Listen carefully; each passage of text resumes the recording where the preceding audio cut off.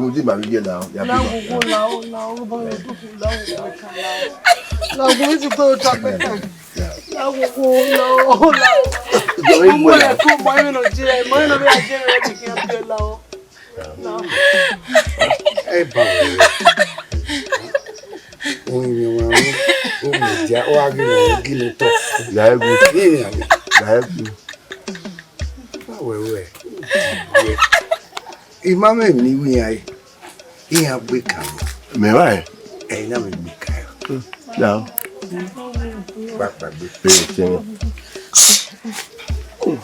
abala wo lo wa kan ha eh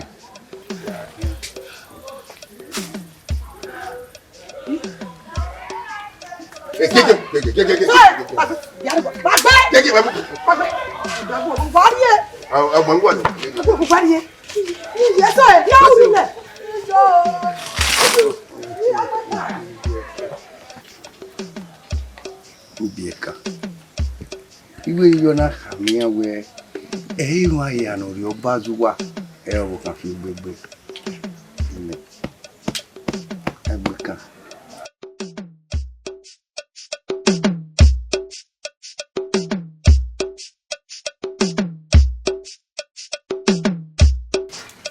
Pagagenania. Almost in a rebel, no more than the station yaki. O Salopa Pine, no last, no year at last station. Yeah, Madame Anigina. Ima Bakuto.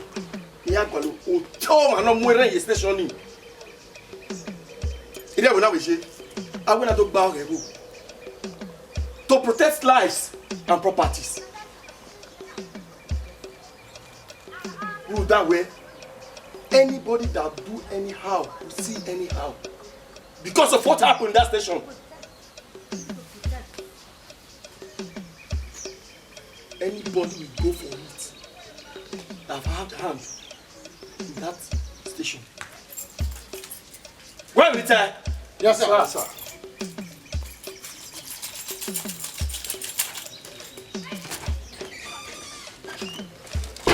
Wahona. For why you man? I can roll. Really DPO type, my Bakuto. Now, I do me away, no sooner was a way, soon was a the man and the goose I might have money, Marking out do me away, no sooner would do soon. Allow any of the Safusa. Mama Carua, me never bow. I will do a Carua, Mama Carua. Yeah, we look at the year, my way, where Macarua. You will when you go come, the Macama, you and Amawe. Macarua, should I do here, you do. I will win away there at Latini, and the baby no sooner would do soon. What a Marwa. I'll do Gualo, you.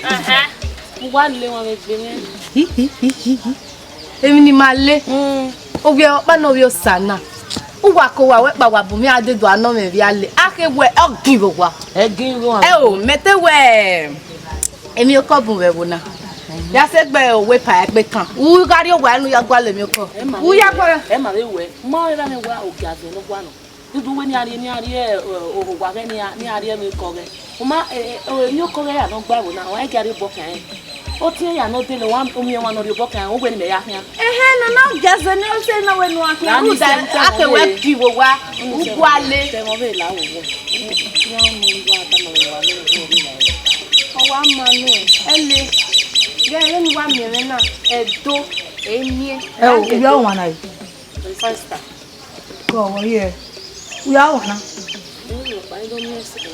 udo miese obiewa wele we do na o mai ton una ajogese e jeje ite do mo obuwobu na je ko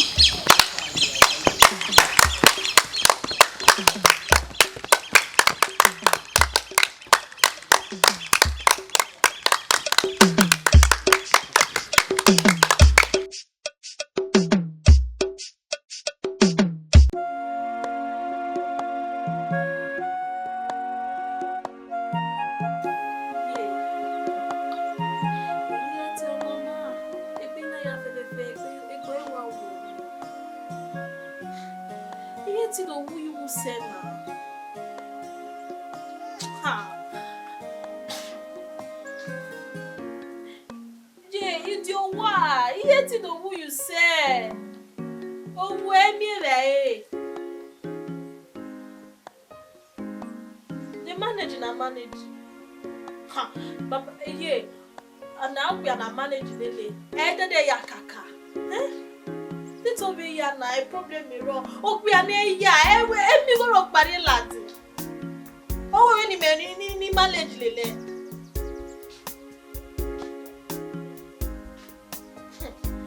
Yet if you knew every kaka.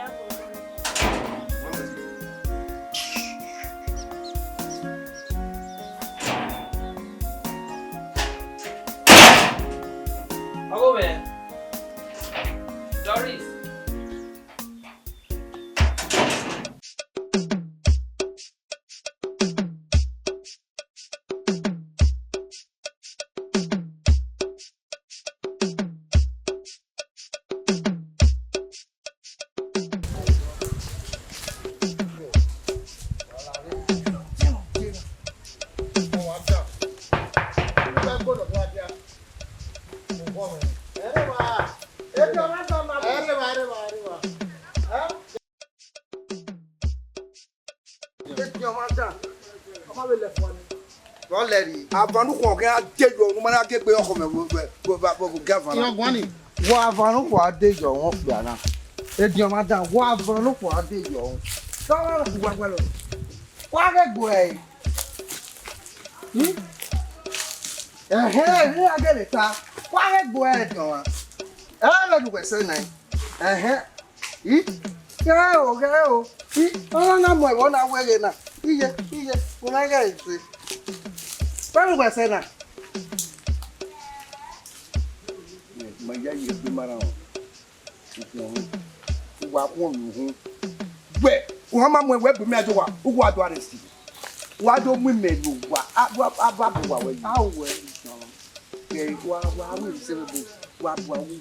Why I have my will? Where? Why am I begging? No, laughing about me. No, my.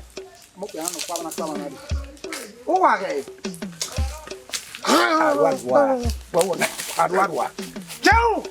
where? Who am I? Where am I? Oh, yes, it's your I get away your story. Niman, I get away your story.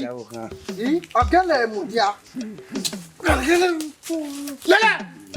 Oh, how will not come up with him? Take him away! No, man,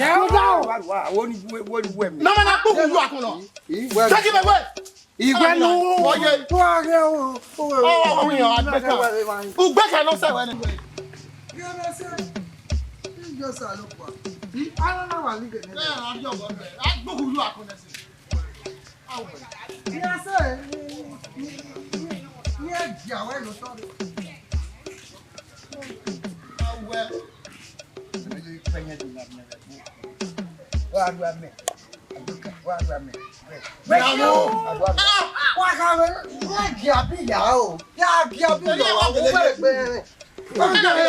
well, that is a government. Who are you? Who are you?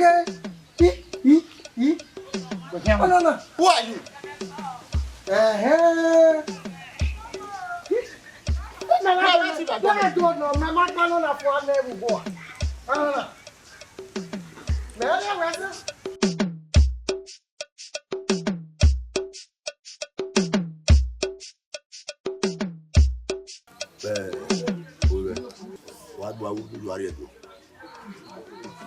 The one I my here. Aigbekaen, or you are now. No, what's you know, then? The boy was with me. I'm going to do. And when I go among you to tell what do I do? You know what's with you? Work Aigbekaen. What anyway now? Maka went there. You are ready. Yeah, Papa. Took my papa. What am I saying? No way. The whole time. Hey, what's the nana me way? A pare, Aigbekaen. If I know what's to be video, you are way me down. What's the no way me down video? Aigbekaen. I just knew I babble there. When we can't say. Man, that's right. I think we done video. I will not. I'm not telling you done video. But my work is huh? Can you back by them? Can you move back? Oh, I saw back. Oh, have you ever know? Or sick bed and my children were having the able to like Aigbekaen. Yeah. Oh, man, only putting a video. No, not you was the big bed. I could tell you where you are. Oh, my can hear. Oh, you was winning. I wouldn't want more. I hate lager. On the other good magic because and I'm up. Give a banner. I was saying one of our because that's here. More having what you are. But I could tell you. And yes, Papa Zegili one. C'était yes. Like you know who you are saying. This is oh boy. Eh? To come on, everything. I don't know. Why don't know what again? Why women? Now, what about it? What? No.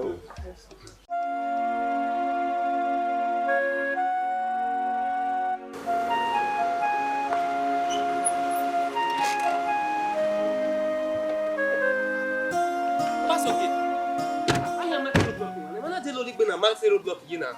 What the hell? What did nothing wanna? What the hell? Don't you want to know? What did nothing wanna? Aigbekaen ni deban. Gume mi yago. Una atalo. Wa gwa le bi oyan. Ebe ahan ayi. Ewo, mo Aigbekaen ni hina. Ayen ti an escort ti en ni kede gbe. What in Aigbekaen? Owo kan mi go ya di motor no iri 10 million. Uwe ni emi yi wo de. Okay. Owen be mezinanya. Na ya escort ti an.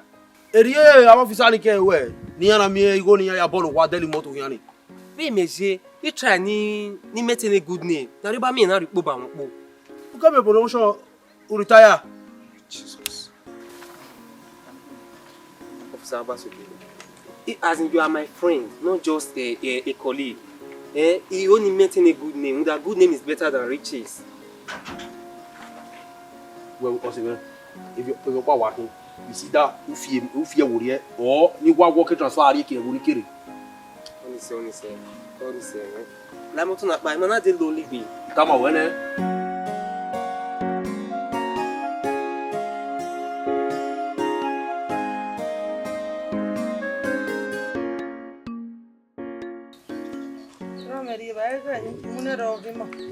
So.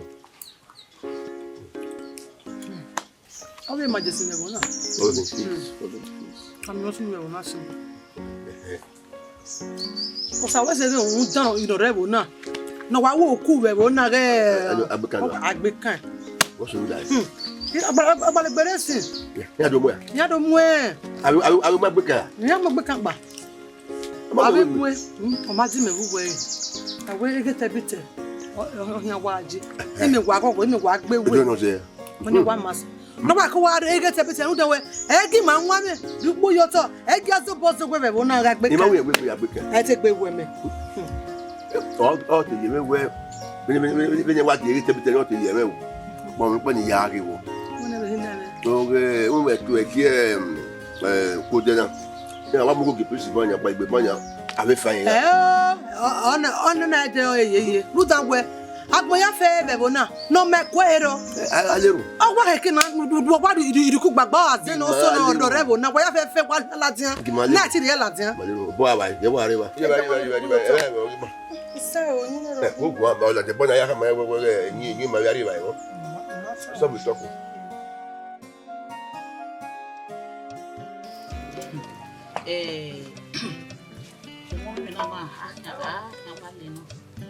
Akin le mi ale hoda fún re na won be ti. Ya e ko te. Wo ya te akin lo na ge ma wo gba ko je ki ma gba ko ya do. Eti me go we mi. Ugbo na ge di oja, lo den iroja na vi na afian ri. Be ti kekan. Ti we gbo, igbo ma lu gbodu ke fe la dan se. O ma ha lo me. Ono na ya wa sari o wa bo. Ma bi ye me.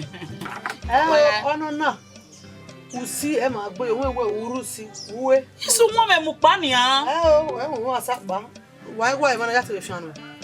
Da o ka to mu ta de wo si no se na go si jona ya wo yi wa wo yan bo o go wa fo to ge gbe owo eru si wa be wo le na obi je obi ayi beje wo be je o Aigbekaen iyan mu dani mu susu ni azagba se mi ni o so ni iyan we am oro gbalegbe iyan wo gbare ba ni iye ti meti gogo oge o meti gogo o to no wa mi je me na nia e ma ya gure pe mo ni ma gure pe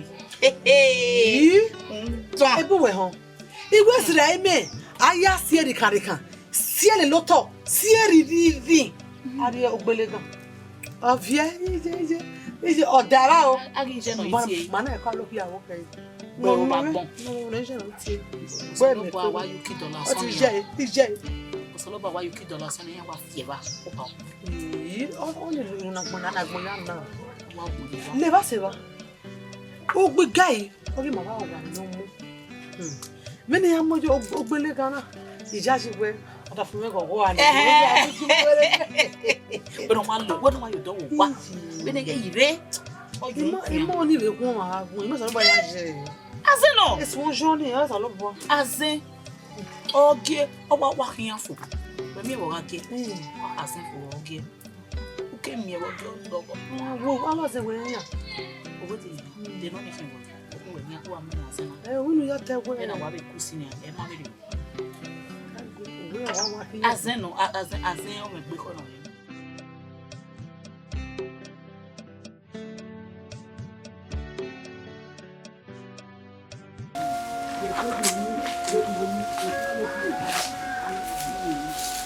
Arriba.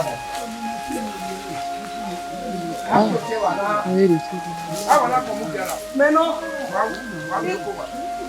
Iro tie. Wọ́n yàn tí náà. Ìjókòó wà wọ́n tí náà yẹ àjókòó gbogbo tí náà yẹ. Ya se yukugo ya ko tie na. Ya yukugo ya ko tie na. Wọ́n yẹn. Ko wa ni ko be ni ko wa ya ko a be pe o wa ya ke ko a be do lo si. La o be mo do. Ko be ro tie ni lo. Ọmọ wẹ̀ àrọ̀ tí yẹn. Má. Ya ro.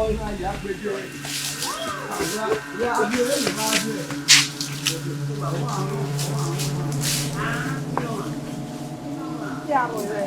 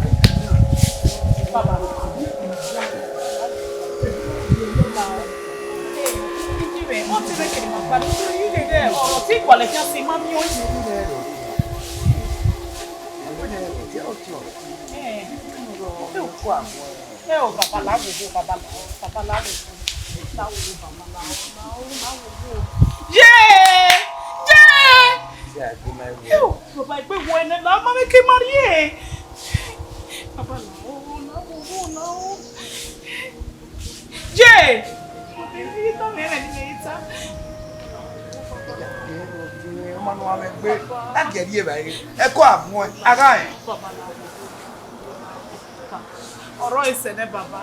Ya go tiene ro para mo ero.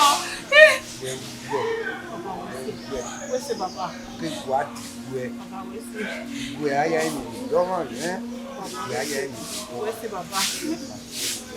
Ya gbe u do pa ni.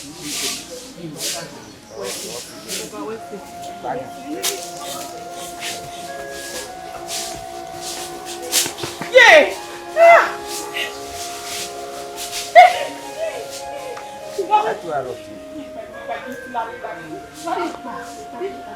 Isso te vai dizer. Não vai dizer.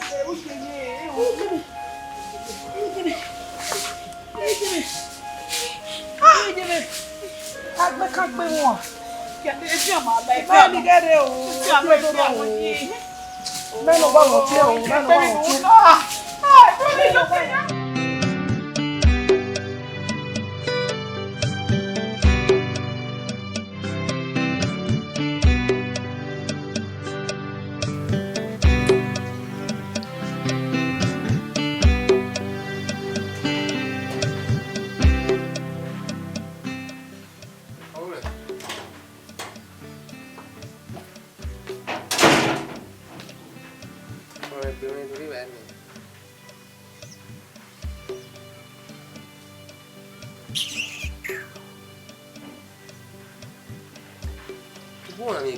Ija!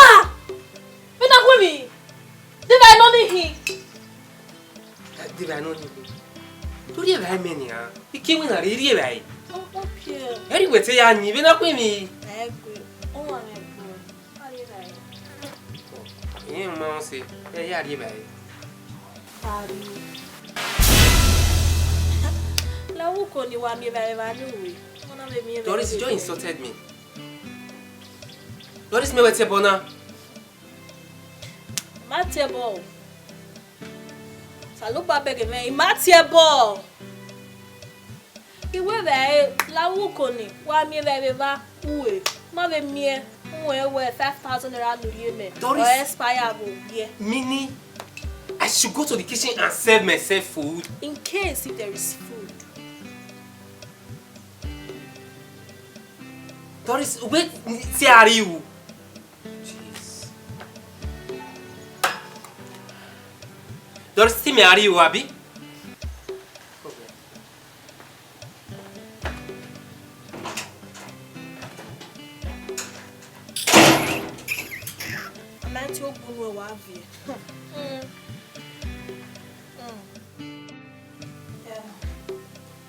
They get to call Simon.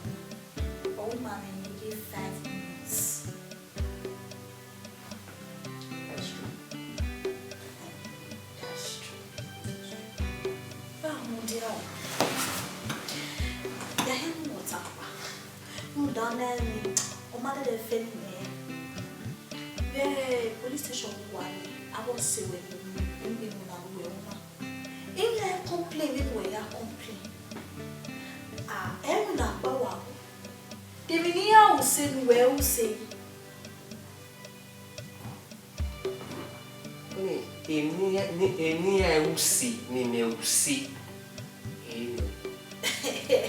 don't want to involve myself in bribing and corruption. I don't want to involve myself with extortion from young boys. Okay, down. Maybe on 7 years way. You go near the near the salary, on your pay and the air, you have a strong money. Oh, when or where we are, we who will wear extra money or when you get February.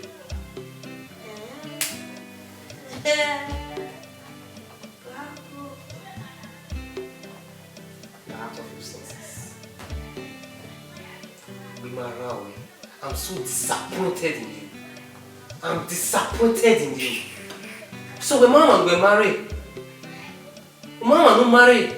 Okay, I can see the reason why you are misbehaving. You are acting strangely. I feel the way with all this nonsense. Okay, sorry, I'm okay. Oh, is that the reason I am calling your mom? She's not picking.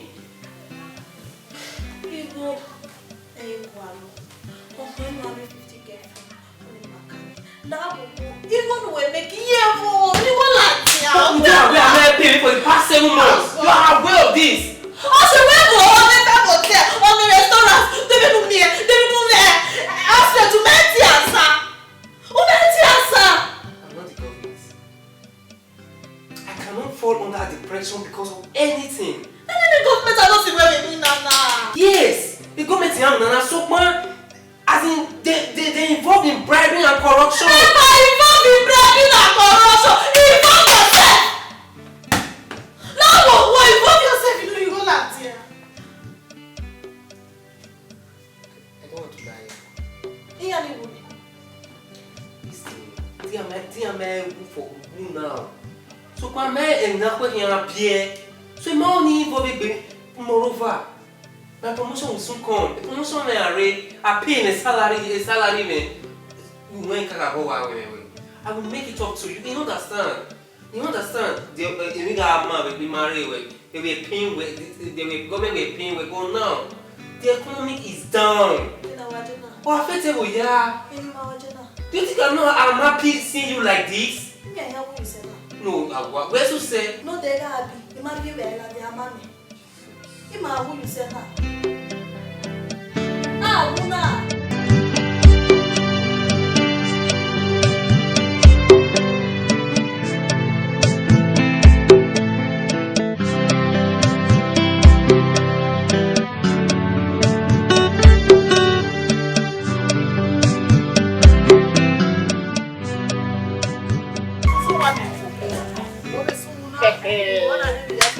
Guys, ya ne onu ngai na ya fefe.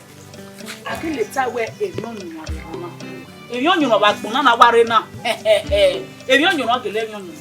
Enyonyu noa baba.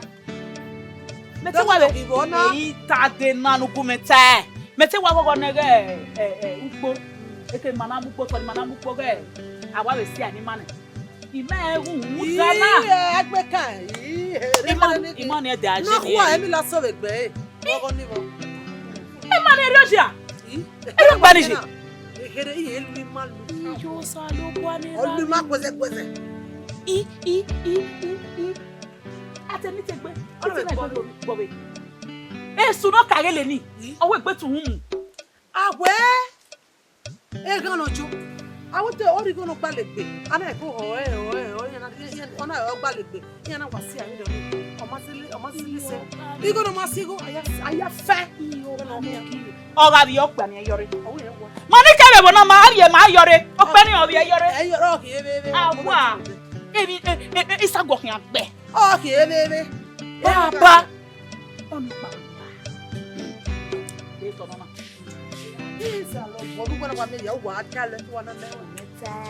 Awu be to beto ge chama. E ri ni we be ni ta isi. Wọ́n lè àtẹ̀mí ló máa wú ẹ̀yẹ́ ẹ̀gẹ̀wẹ́. Ìjà èmi náà mọ̀ bẹ́ẹ̀ ọwọ́ gbalẹ̀ tó lọ. Ìyàn wẹ̀ ẹ̀ náà fana lọ rẹ̀ ìyàn wà mọ́ ẹ̀ ìyàn gé ẹ̀. Ìyàn máa wáyé sí fíẹ̀ bọ̀ bọ̀ ìyàn wà hìn ẹ̀yẹ. Ọ̀hìn àríyá bẹ́ẹ̀. Náà wúwárí ọwọ́ ẹ̀bẹ̀ ayé àmọ́ káká ẹ̀ fíẹ̀ bọ̀ bọ̀ ẹ̀rí yẹn ká ẹ̀ èmi ní yẹn ta ọ̀rẹ́ náà hìn náà wẹ̀ police station na ho. Police station na ho. Ne boya gbe mo gbe na ta mame o. Ha. Eri ho o. Ne kere. Iya wa ta ni awe, iya wa ta we. O ga de wu.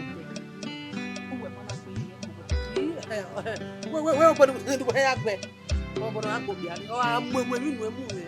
Ọmọ ìrù náà bàhárà ọdí nù ebe mwe wọ́n á yẹ́rù yẹ́ yà fẹ́ lẹ́nu wẹ̀ Aigbekaen. Wow.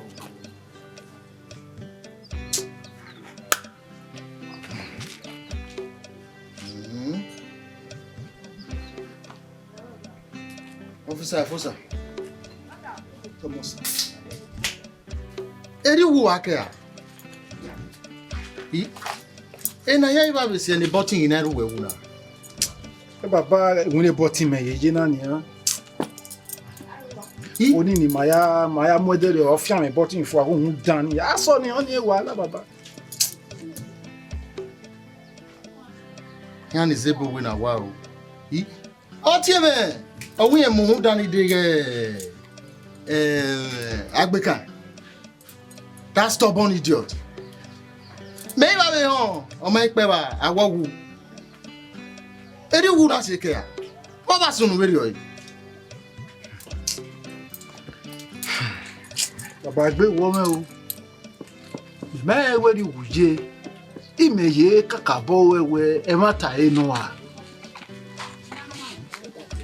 okira mi we imi na meje a onye otani me negbi me gemegiwe kina to tagi magun a odori o wa da so rara iye me o yo bo dun yi lenu we tada me ke gwa le mi no yo bo dun yi ba me je no so o de si gba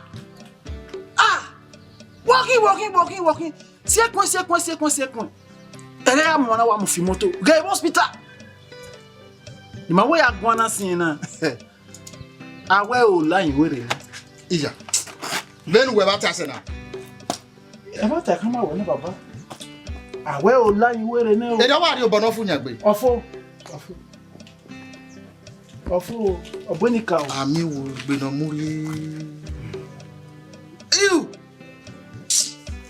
edp on na one again ha man ugu ba kebe ya to mana ya ne ya hu na bu bia na station na to mana ya mi ya hu na bu bia na ira mi ma to na e we me ni imere mana no ni wa bi na akime na yi anu ni mo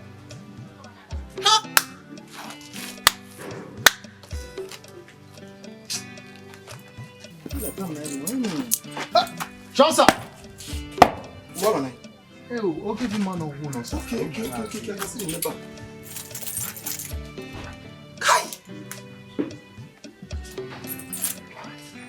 woge. Ima na waka boda me. O waka boda me. Hey, who was your uncle? No. I'm not here. Osunu no sununi. No. Osunu no sununi. There's nothing we can do. Okay, damn it. Wesha. I investigate any. Again, it can wunu Larry. What get me? It can wunu Larry. I get Mammy, I can't pay with. Yati manage. Oswoni at Aigbekaen. In here, I'm what about Koto? You know, yak here, but now. Understand me? You know, yak here. Or we are smart to be organic. Ega Wushi. Ega or Wushi. I got a team when I arrested. Or we will be. I'm cook government, I'm die. Understand me? Passion cuckoo. Okay, sir. Yes, sir.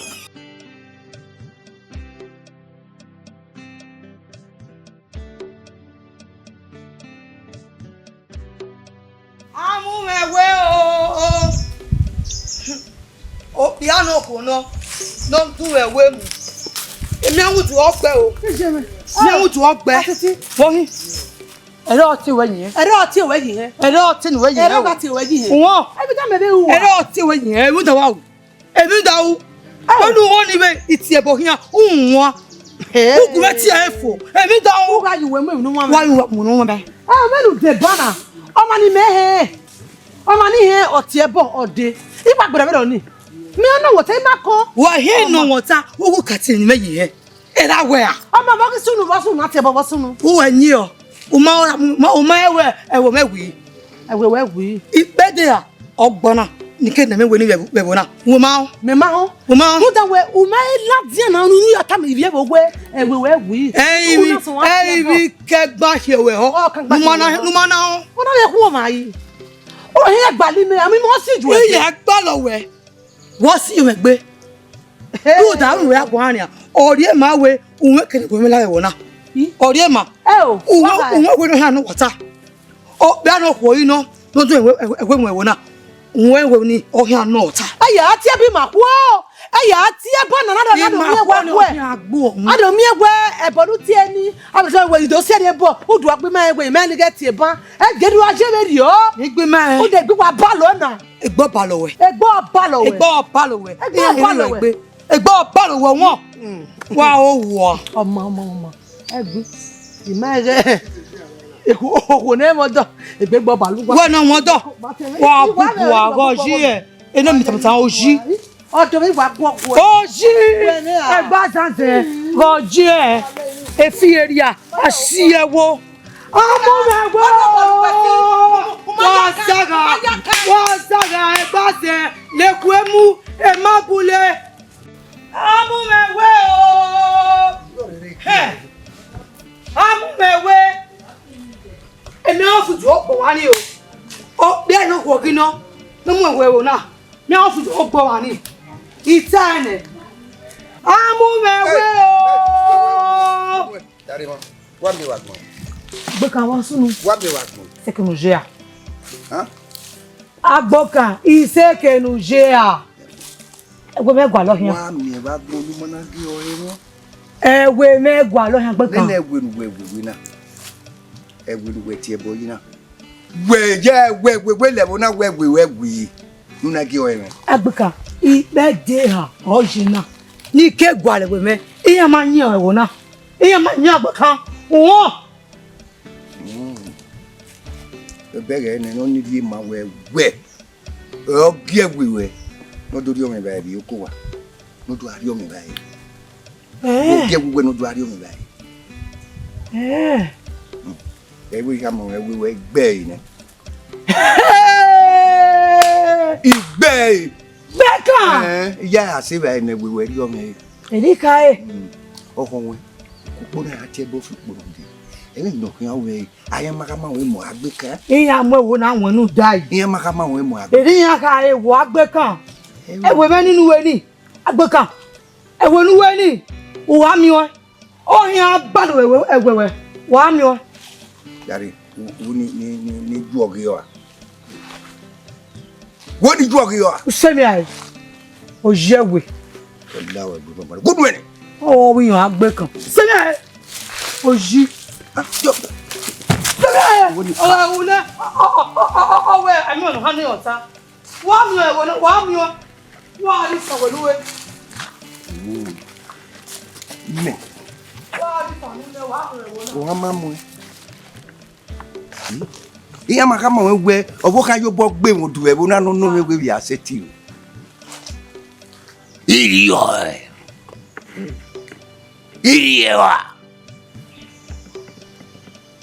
Awa beyo. No mo na yo bo be fo aye wa tala pa boy. Me na pa no Aigbekaen. Me we no je na ke obi account na me bi se na go ha bi mu e. You are dying. You are.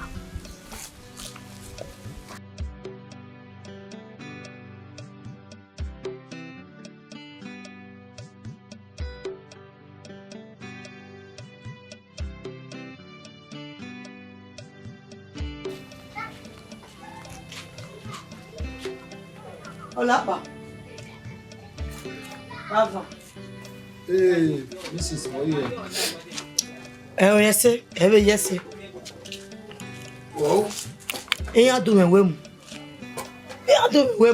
Eyo na mi wa ya mo wani. E ko ri de so ya mo. Me na mi we asa e we no mu me. We ya e we oni o ma e do e wemu. Ga o me. O ya mo e wi yo do me wemu. O mi me wi yen. O bi nya wo na, ama wo na yo obo. Then we ata na na ori ma we ubele yen yin do e. Iwa awon ka bo. Ibie. Ose. Aiza o ma near my police station. In why unia, ubra counter odo. Ya register the case.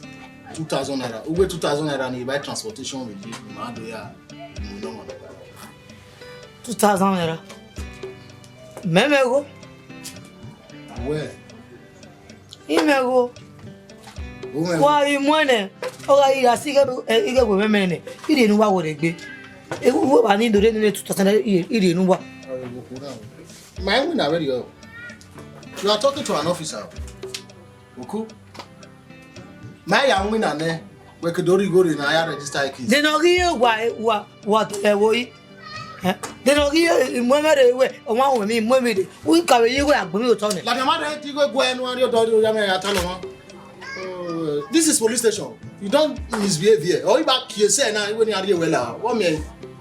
Mo do e we mo. Why am I going? My register a case. Go. Why am I going to do? Yeah, why not do this stuff? Who here? Lapa. Oko. In a girl of Buddha. If we are register a counter, Mama, wow, what are you, Bonnie? Ma, I will not have done. I am no one to you to.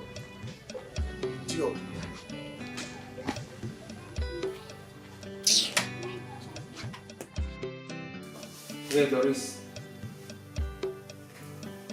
I know I've messed up a bit. But the government know.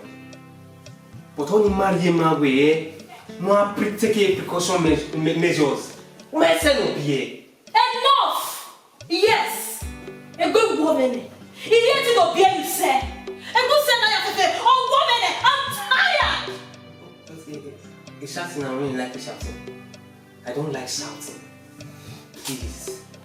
Don't like shouting. Oh, really? But what I just am begging you is, if we know what I'm here where, for myself, what bana do you want who are we here or baby pure, if we know. So, give me just have you give me some time. You are balancing it, you are balancing it. Everything will be fine. Myself, I have to. When? Yeah, when you said that. No. Okay. So, from within 1 or 2 months, once I give me a promotion in here, my salary will increase. Who quite going to be here as I make it? Last month, same thing. Last 2 months, same thing. Every woman.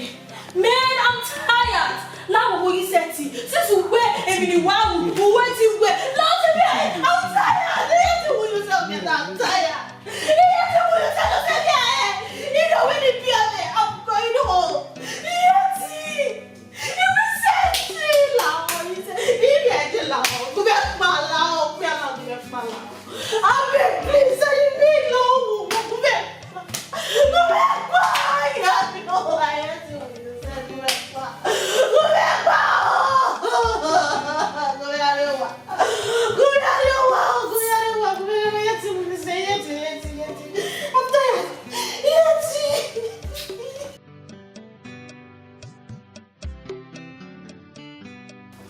What do I want to say?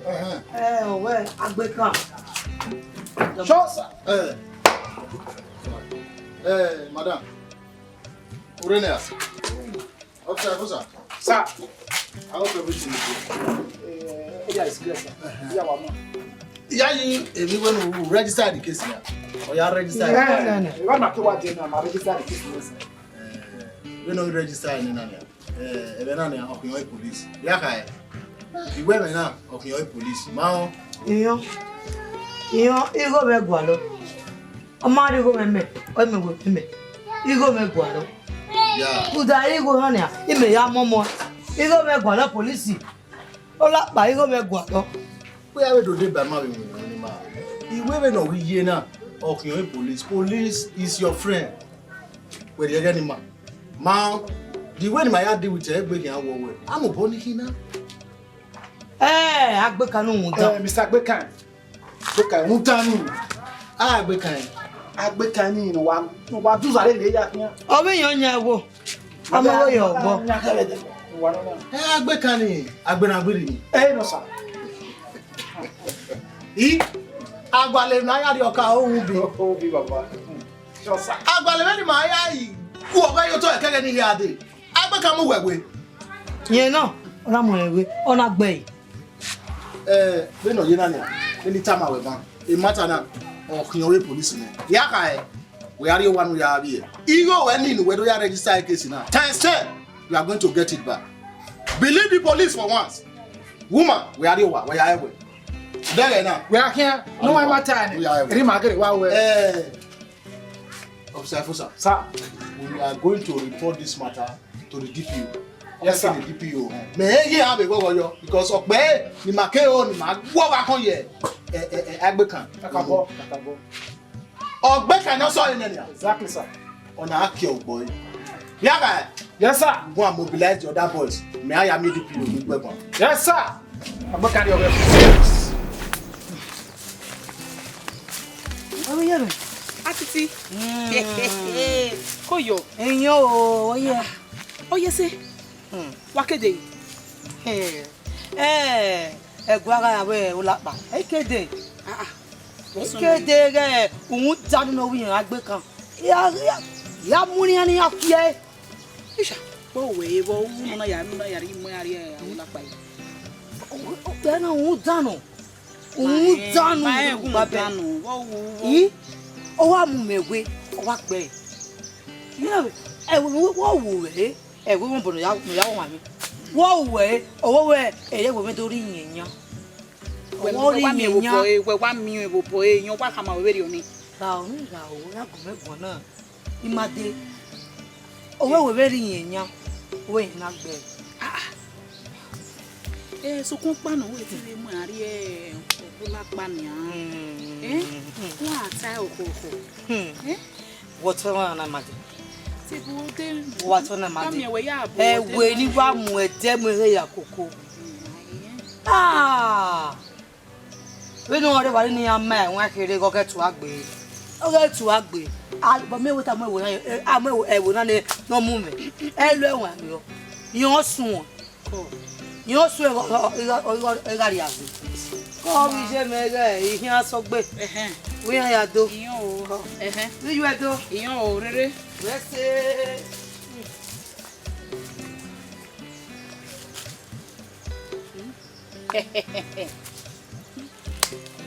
Yeah, got it. Oh, what Aigbekaen? Oh, we are more ulapa. He wa ya gola pa omu ya tama mege yemo one no here we boy kan go. We wo Aigbekaen. We Aigbekaen na honor you. Aigbekaen we ya moku. Jack Aigbekaen. Jack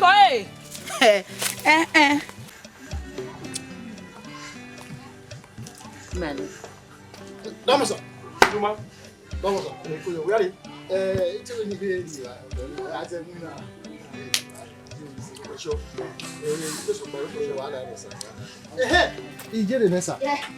Okwapare already register cases. Yes, there is one lady against what you can Aigbekaen. What doing with me? Aigbekaen. Yes, fine. That is good. What doing with me? First of all, here are you, sir. Even soon. What did I never do? Okay. You know what you arrested here. Okay. Oh, we are Zutu Wapuno with Va. Okay, sir. What at this station? Okay, sir. Okay, sir. What did I never do? Okay, sir. Yes, sir.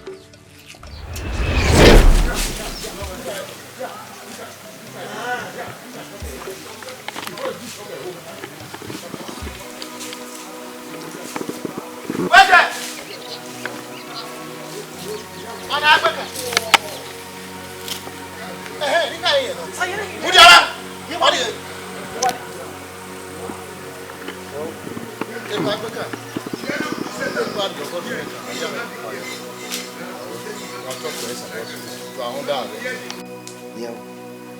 A DPO man with Madam Mwiri. You are under arrest. Oh, Zenu do a village in here, Mama Honero. We were paying Ubu and Buri. Where? My nota. My nota. Larry, I give again to DJ with police. A training of a soldier, you. Where is that belly, my widow? And I want to buy your daughter. Easy having where you were a village. Oh, yeah, would you make so a soldier when you had the police? No, no, when I buy a can enough you and me what to ball Lily. Come on. If I go on where I may talk about it, come out and I wear no Lily. Let me go a good one. What are you? We are Kuburi. We are doing what? Oh, boy. Where go while we don't saw it? Who made it your period good at our flock by from who bought my money? What's the Palaya here? Then one well. And no one. Then one. How about you? Larry, what are you? Where a keg to do? When no say you're going to go one. Came in Uri Town, I know you. Eh, my yak, who you are called? I'm West Court. When you cut Tama was saying, Etty Makin and a few, no Wabia. Or we know why I didn't know. Anybody you're going to know who you are going to anyway. There you are, me go to one about anyway. Ija, away. Away, we're going to go one ASP or Duma, AK, do beggar. Who are you? We look go at table no friend. We go out Kuvun or Lela. Look at them waiting here. Come here! What are you? One if you're with the van. And you get a Kaisi out in the water. Exactly, when you went on there. Lule, why you let him out? Lula Lema. Whoa, we're going to beg you. I'll wait. If we have few away, Fana, who are you? Yamu. And no one else work on her. But you're already locked down. And I locked down. You! Who do you think you are? I don't want to arrest you now. But no, you can't say, yeah, arrest on my dear. Who are you?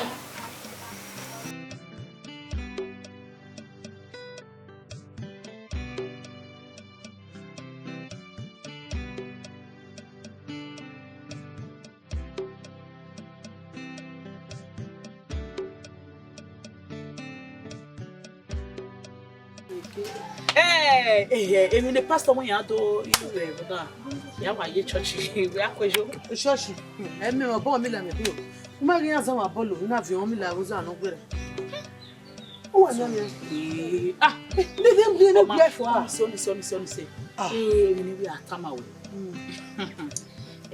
atiti Aigbekaen ya do ewe mu atiti na ha we yen mwere Walapa do you river and where on by the time you not yes river. And kere we make ya go. Me ho we e what it or we are imawe atiti mabe go. I o ma we e wo gan we so ba na maka we Aigbekaen odun yen we mu le ba se ba me ma me we ru de we ni abi ya se Aigbekaen re ogolapa. Me have told him where. Let him work in me home. At the top boy, you know, ya come, man. I didn't marry me. I'm not where Aigbekaen do him. What got table your hand where he had to him. Like I was only my way. What are you only? What is you know, man? Me what tell me my who was here with you. Yeah, what tell you was here with you? Because you can't jail. I'm never time. I won't make it up. Is ya, Maya? I won't make it. Tell him around worry a dove. If you don't know, maybe baby take a who let my go by whatever I was to see. I mean, yeah. When I call ya, I have a query. When you talk, the boy, we don't go to my Io salo panerame. Erugia. Erugia.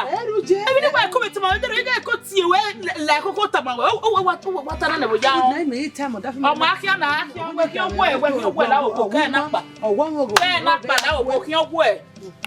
Mamma here with your word. Then I leave me looking all that because I was told it will go over.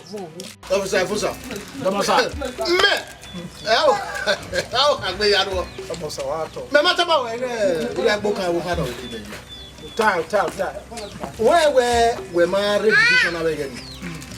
I know where answers. Here, nigga, you heard it. The police guy who you put in my money. I'm more than I have again. Oh, now, I also don't have a give more money, more than my book. I have any guy here. Benoit Ziba, Mina. He arrested at Yawa. Oh, you sir. Oduma, I'm not sick of it. Oduma, aka Udu Beggy. Get in. In our time, Aigbekaen. In a way, Aigbekaen, no so enough. Knock it do. Now, one act your boy. Be right there. Be by again. So, when we're all little men, anytime you are to it, who go in with you? I can leave your way. Put your way you are. Papa, go there. Having no say, well, no what get down. Where was the winner? Umunkoto. Yakai. No, sir. Umunkoto. No, Bob, Yakai. Oh, Bob, you were Kakabo. You can now, we make and no one will keep. And no one will wear. If you're baby, may all have near where Dr. Bobby Ray is having me over Muyer and over what they are. And I don't know who is saving on you. Sorry, sir. What will you call?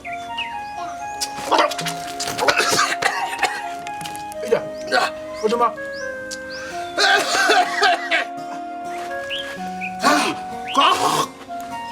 Deux fois, come.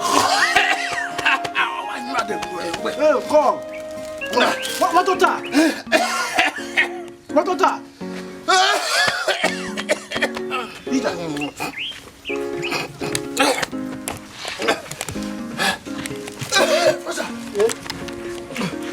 Walking on. Oduma.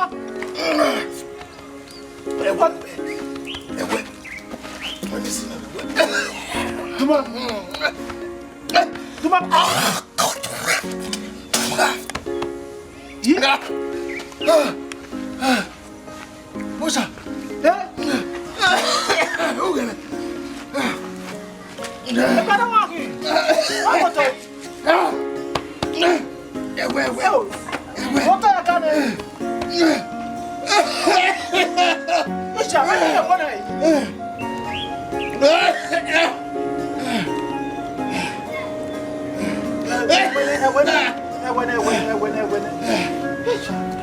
What do you want to do? What Duma? Duma? Duma?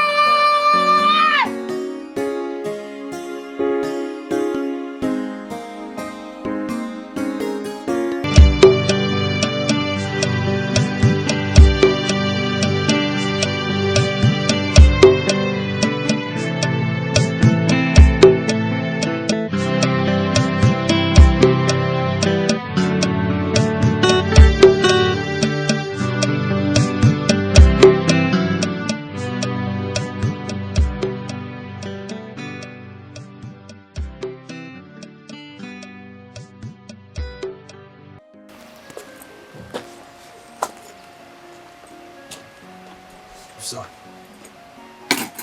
Also, who the go? Me am fine. We am going to start with you ready duty to start the one. When we are you back at man. Who are you doing when near the civic baby, I'm confused. My heart is burning. I don't even know what to do. I'm tired. Okay, I'm tired. You know, we continue your duty post. Ota or Zobo, why you doing? My mama be me yarewa. Officer, what's wrong? Go. Also, my house is on fire. It really good, Wame. Oh, can I take you? Aigbekaen. Yeah, go and one minute. You talk. Yeah, woman. Yeah, where imagine responsible more as in a cookman. Yeah, we make care, but yeah, at all. Fucking tired. Don't even tell me. It's all about money. Let me go. How you going to carry? O se ben.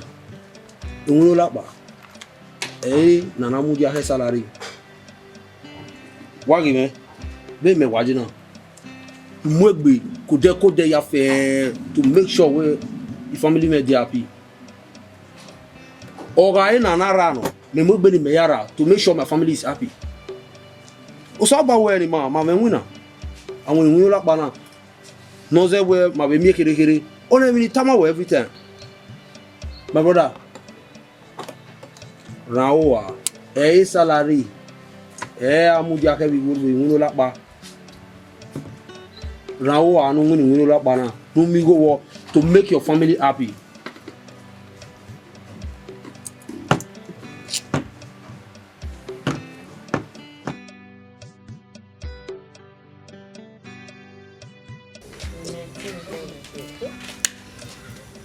La pagava.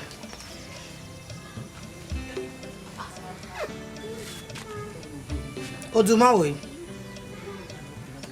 Ola pa Odumawo. Wa gumeme a. Walking La oni se. O wa han si go me. Imami go me. No do me we mu ge Aigbekaen. O mari oja. What sunu ni? Ere bata. Odumawo. Odumadori.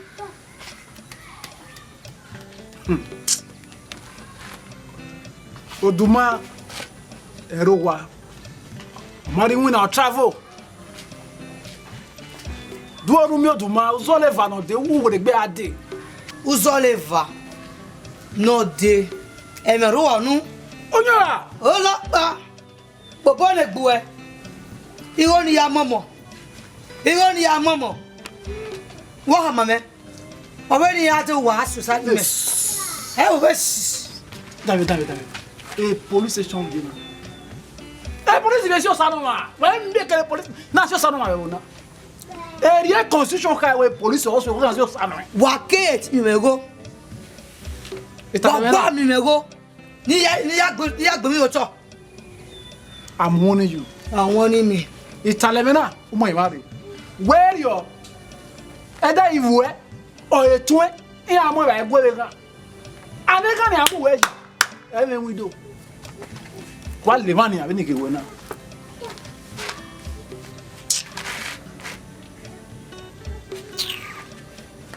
Kwa talo mana. Wa je. We make the police nation sanoma. Then ana mie we ere gie police station. Ana mie we kan do money ma. Agbogba gawa. We can level ni we ze sobo hang we do ten we tani ma me mana. Bi asegeti be ba ni ori ka gbe ko we. Ujawo wa ke kan ya ge won wa go me gba ri mi. I don't wa dey. Won ku we gan ne me mu do ni. Boya bolu wa we wa ni. Ni ko ya same. O ki agba. Ni we do huba. Do aso sanu e. Na mu wewe ho wa e. O bu e. wa gbonya me mana bueno no mo we wenu no ri go wenu ni meje na masime o unu kyo ye na ni federal government ya amusa imamigo igo ni enwina for many months na ma mi o ro akama me we e do asio sanu me o sa gbo e le o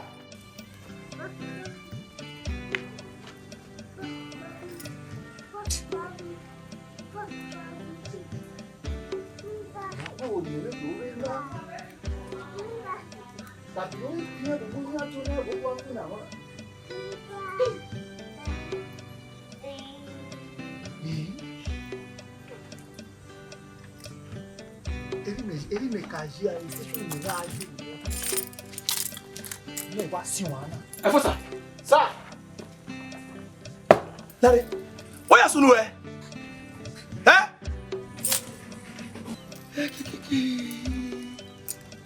idoge ne ya oni amu ya be station na ruda station me na pa bo gien e ma no mo o wala ni ma e mi so te ya o força Ataduma. Talemero. E no ka ya sunu na. E ben warai amen waramu o wa gba okuto. E no wala kari e bai. O wa ben. Ko na 2 minutes wa ben. 1 minute. Yes sir. Do wa kin ade. Di ladian uti me. O gati me. Yes sir. E do ka ya aje. E man re custody we. E kesa o charge record ni a. Imani. Magi mi eve ga ni me no hin aye. Wi atanan. Wo ko nla janan. Awon na mu nwe. On your custody we o my no ya kan we ga. Fosa. Sir. No sunu ma e no duma we adi oto. Meso wabumero meme no hin aye akedo mi duma wu. After everything, me like okay, a man get it all funny show. Me no kinya me my no why me my den ye. Me my any why egbe ya we me ware wana na ori me my soto. Cause me wo no sunu wana, me my no sunu sa. Me come we. Ona mu yi custody we. We me no kinya egbe Mr. Aigbekaen. We me no kinya bu we gan. E me na kan we ni. E ru kinya wo, why be to say walk away oh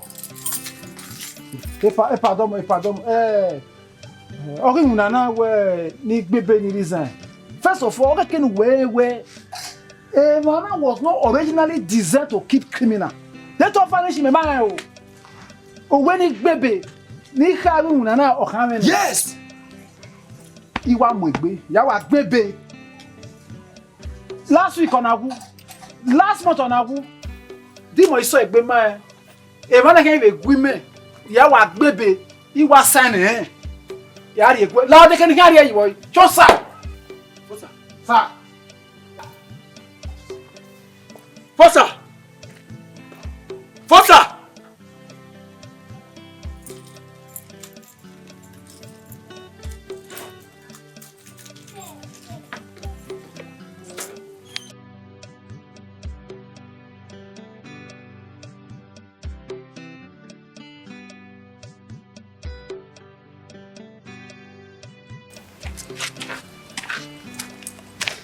Ana ko abu ya.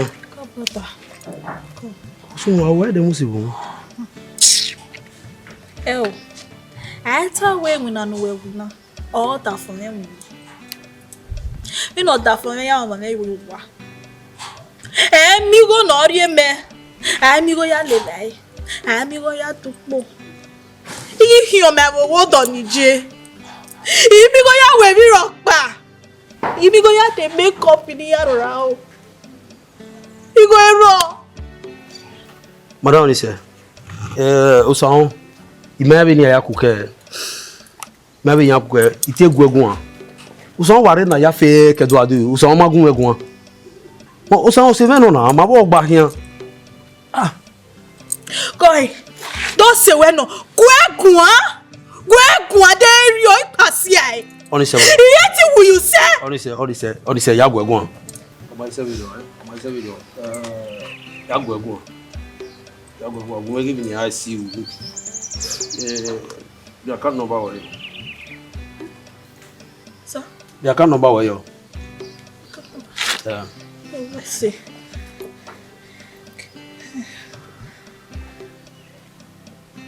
Go ahead.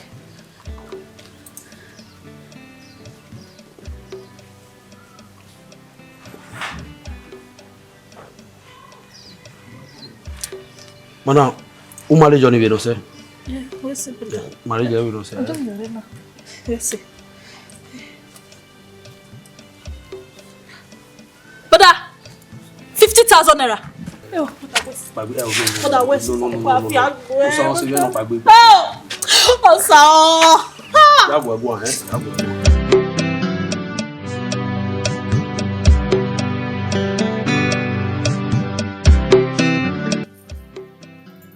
Samosa. Samosa. Oh yeah. Yes, go. Yeah, yes, sir. You may go see. Remind me. No ceremony, sir. A resolution letter ni worry you. You only worry design na. Oh, my say we don't know. My say we met me we letter ni. Oh, ga ro me ko be de na yan. If no sunu da duma. E ga no. Oh, we ko dure. E no jo duma yare e mi be de rio. Am to e. Agwa lo to e. E na me mi o. Even when make a call ne, yan we avie all over kedo igume. What do people ma dire? Oh. You boy we call. You boy we call. Umo so for. Oh, ga no be de rio. Kujo. Fusa. Kujo. No, what's it you come? Man, well, I want to finish the uniform. Go. Okay, sir. Kujo.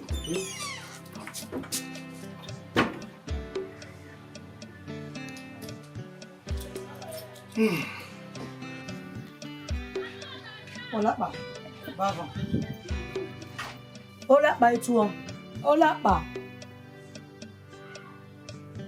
Oh yeah. Yes. Walking now. I saw in the moody mana. I don't know why he has him now. So when I was on. Hey. What's up? I can only hear. Ona hwezo. Ezo Aigbekaen. No na mu mewe. Memul guwa.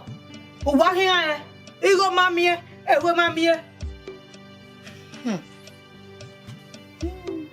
Iya yere panupu. We Aigbekaen do ewe mu. Oh. Ma da mi kini na ziba.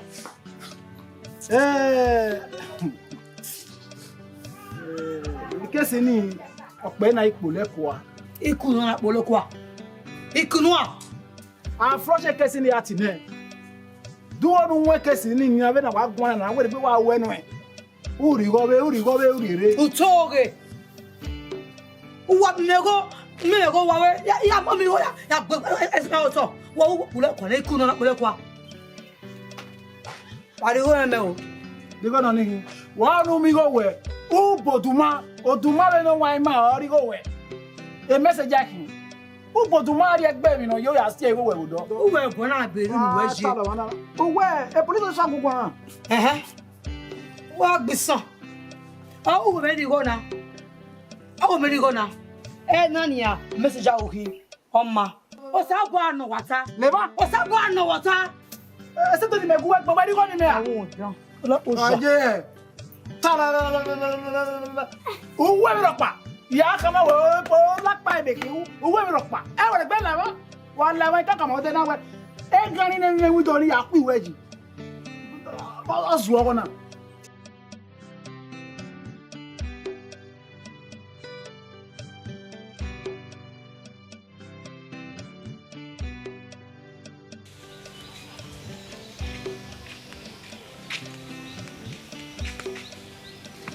Atiti.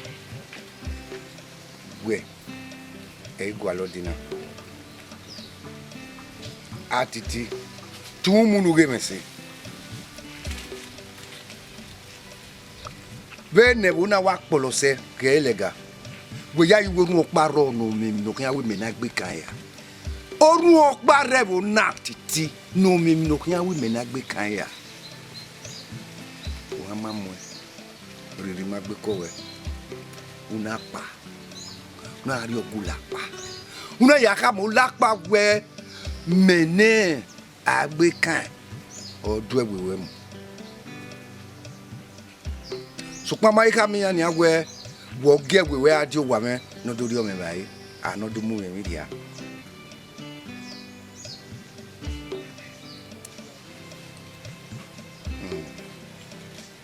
Umai mi ozeni na gewe.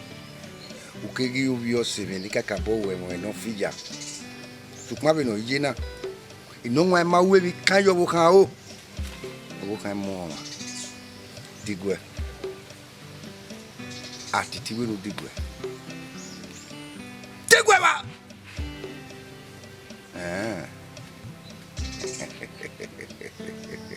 Dawo.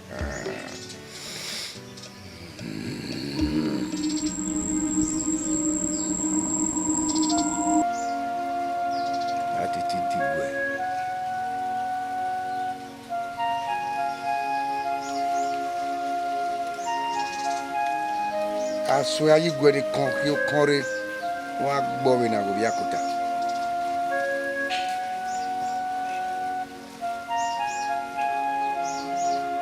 Track gbo we na biakuta.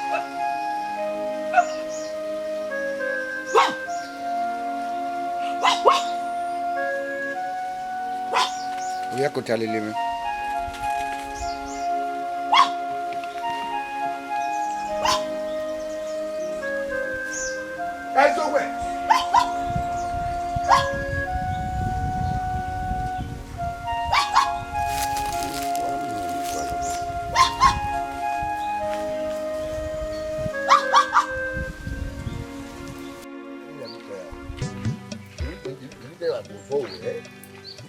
Voilà combien de temps nous ama pour Aigbekaen.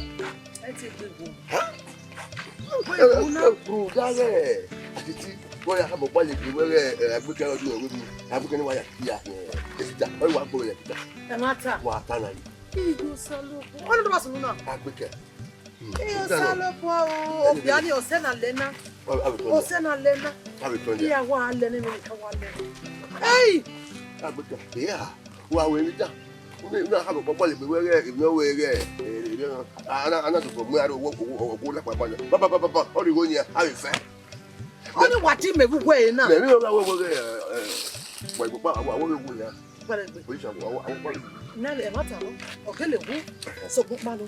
Wo bi mo bo wa pele na ya wa wu lo na ke bi na you fe na. Èmi ta ni awu o yin ana gbe yan na. No ade pa. Èmi ta ni awu no. E ke ni ado ma so ni awu pa. Me wa en. O ma po ba na ana mo ye ga ba ya. Awa so na mo ye ba na.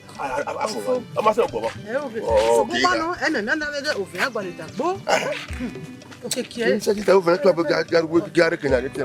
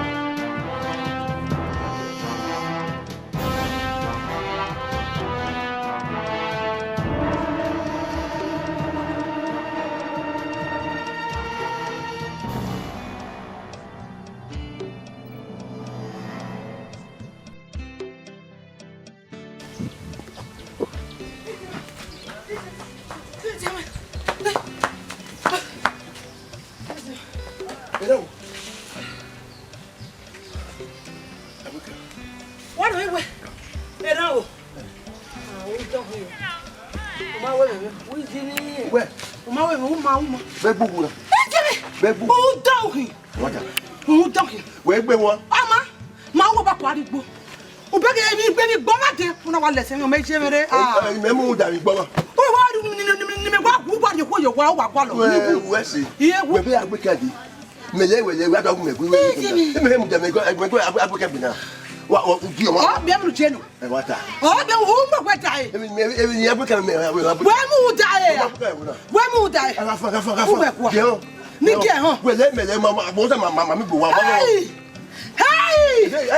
Hey! Mati me kwalo me no kwalo me mi. Wude. We be wu. E no no we. Papa wa. Oni gbe me. Eh? Oya te ba. Aigbekaen o wa after wife me ma we. Na wa be no ya. Wo re da. This me go. Onu asa me ni won. Ma gyo. Wa won te. Oni wa wu ni me. Ma je bonu awu me. Akwa ejo ba me. Ije be na ma o what wa give yi mi. Na ba we gbe ni le muti a. Na wo ko me wo na bag ye ke. Okay. Akwa film. Ah. Agradi ba me we. O be me je ne kwe na mo we dai. Hey. We gbe dai.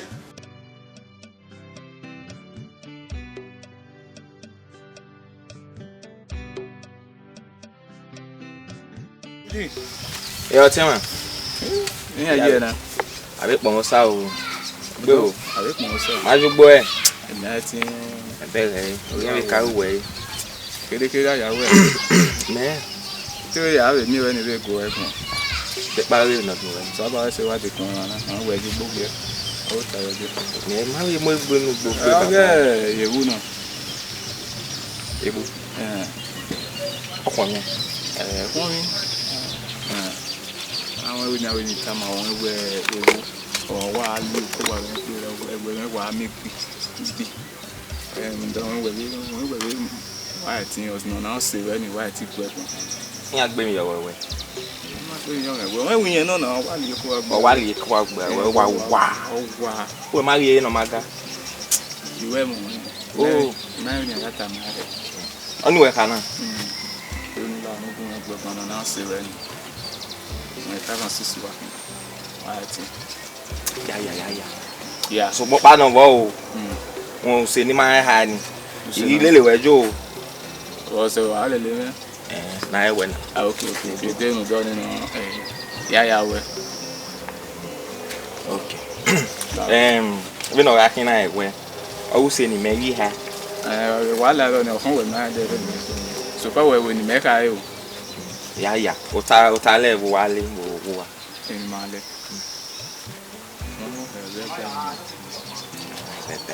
Eti me ka bo gbegbe ba le yo o. O ta na ni awo we mugun e wo wa. Me mu ko we ajo.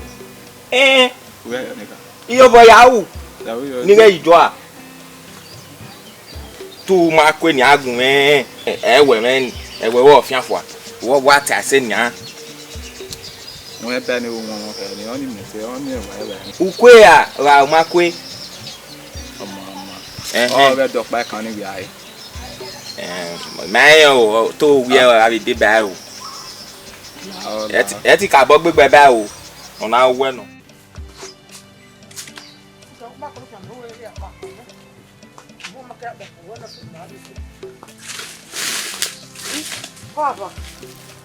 Badomo. E ma wa lese.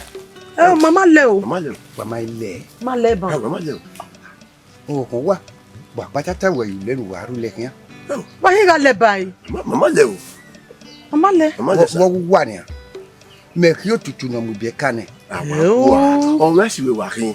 Ikin epo ni be ka abege en patata. Ayi be to ni. Wa da to ni e. O we si yan agbo e wo na ni. Quiet. Yes sir. Gaba la re. Wari. Baba, ma wa. Ye gba kwa tin me no wa no. Wa fi gbe wuri ni. Sa? Wa kin o bi gbo me. Mo ya nguna o. Inguna ma be nguna sinia. Gari o la re. La. Sinya no ya kin. Lo ta ba sa la mai mo ya ko na do ya ko na gbo we ba ko la. Gbe we ma ni. Ibi ko yo so pa gun eri kere ni eri me. Ida yo la. Aku ni ni. Jam la mo. Oh, sinya ati egwe. Na wa wa me. Sa. Wa. Baba. Sona go. Mu ti ya jo, what na jo, ma su o.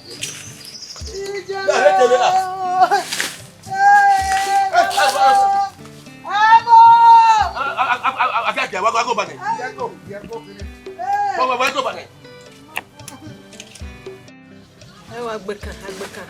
Baba ka la egbe. Baba ka la. Igbe de egbe ho apona. Igbe de egbe ka Aigbekaen. Okay, agbese no se me so. Wa ta e. O awe na ta. Wa agbale mi no re bo na. Iwi na fupo. Me ma mi ore ya nwu na ore gwa de mi ari oge perere. Bi ya nwu na le gbo bi na gbo mata. O ka ga la. Ma ga ha je gbe. No ta bo ka ga la. Have no we anya. What am I working? Whatever. Back here, you will be Aigbekaen. Give them my way. Anyway, I say, I was going to die to go at Aigbekaen. Baby, don't carry your car, but don't carry your car. I will not tell who all are moving from. Oh, I both him and having a good way. Why let me have it? Even maybe Zigani, women Ziga. What? A wedge, oh, I've winning. Hello. Apa bezao dai. Wa buka wote wa filu. We have very we dey am Aigbekaen. E pe ma te kena ya no mo do ya ira rest nya. Eni wa wo lo ko. Na ke police, eni we me fi han fi okia. O bo ya. O bo na o bo ni o dai. Nye be mu ha. Wa le ka na ke abino biro. Aigbekaen. We gwana. Egbe me. Aigbekaen. Where the town have a said, where a winner, where men should wear. In my money,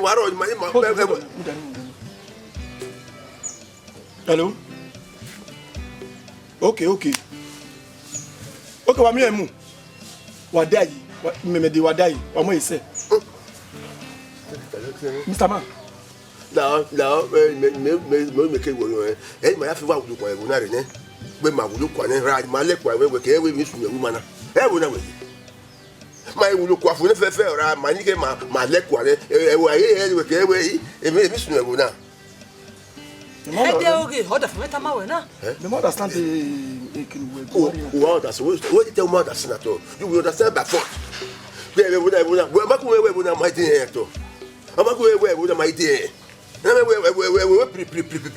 ro be ma yo ke ma ye na kana na we leti we committee o we committee we ya setting my matter no we woman. Okay, on your way.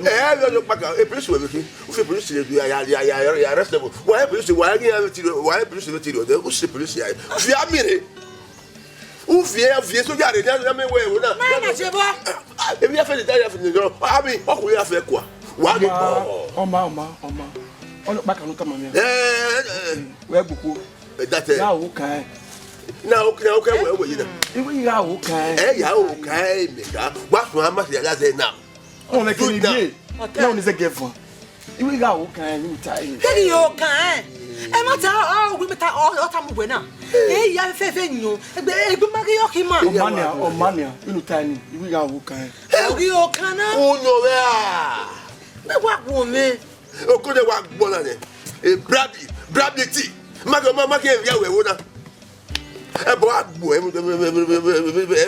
bo e be wo na o agbo e na me we ni so wo na we na agbeku fi ma re famiro e sa de o la oro do ya ho e na me we ya fe de ni ma we if you go e mo fu yo arrest wa bre wa bi mo no ba be yo won na bo kan boy ke o kan boy ke ko e ba ta e o no won bo kan boy ke ko e ba ta e ale police affaire